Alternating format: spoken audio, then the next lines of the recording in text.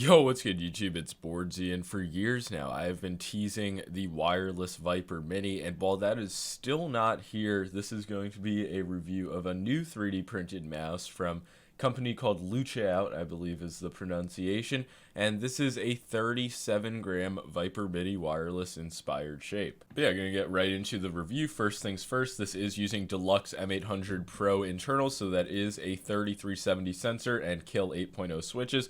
Also, it does have dot side button switches, which in my opinion are like lower quality. They do sound like kind of silent. I'll do a sound test of all the buttons. The scroll wheel is also made of a 3D printed piece, which on the first mouse that Lucha sent me, which was the Overlight, it was very rattly and poor quality, and it seems like he took that into consideration, and the Viper Mini scroll wheel is a lot higher quality, but it is still like that 3D printed piece, so I don't really know how to feel about that. Speaking of quality though, one thing that is truly impressive about this mouse is the build quality. You can see that for a 3D printed mouse, I am squeezing extremely hard, and there is absolutely no flexing.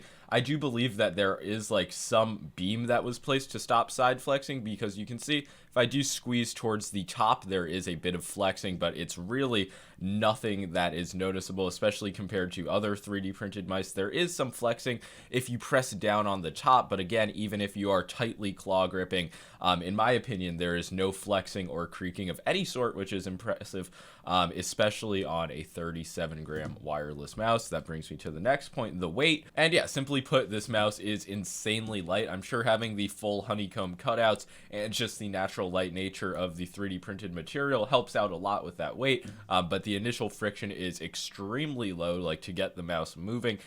For fingertip, it is very good, very easy to control. In terms of size, it is definitely, I would say, 1 or 2% larger than the Viper Mini, and it does feel slightly higher profile towards the back, so it's not a direct 100% clone, but definitely in the hand, the mouse screams Viper Mini.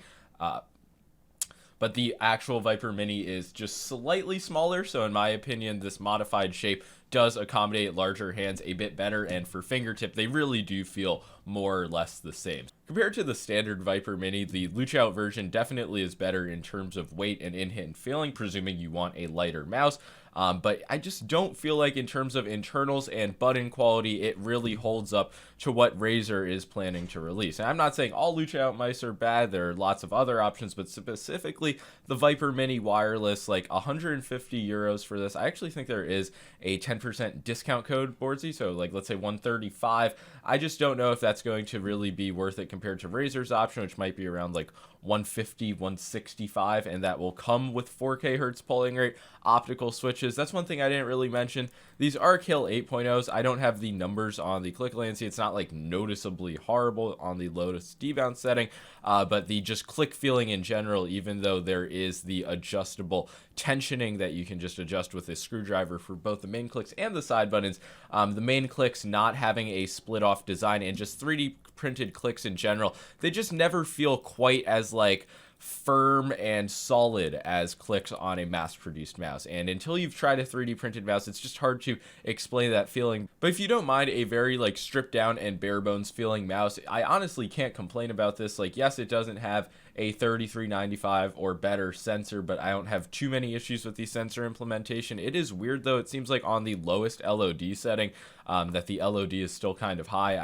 I can't explain that. Besides from that, I did not really have any noticeable issues with the wireless implementation. I just think that for most people holding out for what Razer is going to release, presuming they keep it under 40 grams, potentially use an exotic material, keep optical switches, it will just be a higher quality experience in this. But if for some reason you are fiending for a Viper Mini wireless, you can either get one from Piranha Mouse Mods or LuceOut. It's nice to see the other options becoming available in 3D printed mice. Like I said before, the build quality on this was very impressive to me, but just the side button switches and the scroll wheel, they just don't feel quite high quality enough for the price point.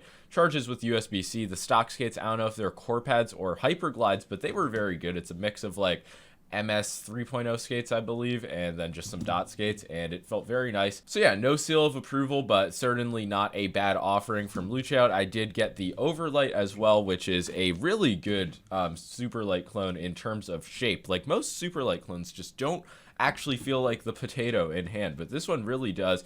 Once again, it does still have the side buttons and very poor scroll wheel quality, but that's another option at 38 grams, which is a pretty crazy weight reduction. Last thing I will mention is actually that the coating is surprisingly nice. Like, it's very grippy and the honeycombs are not an issue whatsoever. Well, I guess they're just holes, not honeycombs, but yeah, the cutouts aren't an issue, and on the main clicks it's very grippy, had no issues with sweat, so that is impressive as well. Battery life is not too bad. It's a 150 milliamp hour battery, and if you turn off the RGB, that will obviously help it as well. So yeah, once again, not a bad mouse whatsoever, just nothing crazy or really worth the price point in my opinion. So yeah, be sure to like and sub if you enjoyed. Any comments, leave them in the comments below, and peace.